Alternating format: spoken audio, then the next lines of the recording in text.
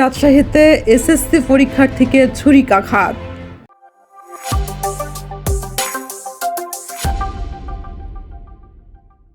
রাজশাহীতে এক এসএসসি পরীক্ষার্থীকে ছুরিকাঘাত করে আহত করেছে এক অজ্ঞাত দুর্বৃত্ত।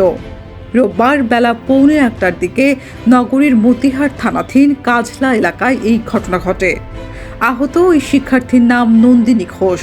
সে স্থানীয় আদর্শ উচ্চ বিদ্যালয়ের 2026 সালের এসএসসি পরীক্ষার্থী।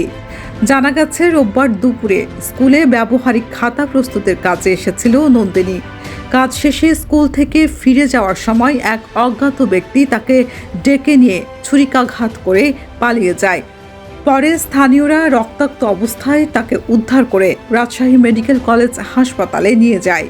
সেখানে কর্তব্যরত চিকিৎসক আহত নন্দিনী ঘোষকে হাসপাতালের 3 নম্বর ওয়ার্ডে ভর্তি করেন। এ বিষয়ে নগরীর মতিহার থানার ওসি জানান, ঘটনাটি আজ দুপুরের।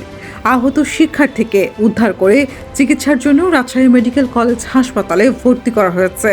তিনি আরও জানান, এই ঘটনায় থানায় একটি মামলা দায়েরের প্রস্তুতি চলছে এবং ঘটনার সাথে জড়িত আসামিকে দ্রুত গ্রেপ্তারের জন্য পুলিশের অভিযান অব্যাহত রয়েছে। তামান্না ইমাম, রাজশাহী প্রেস, রাজশাহী।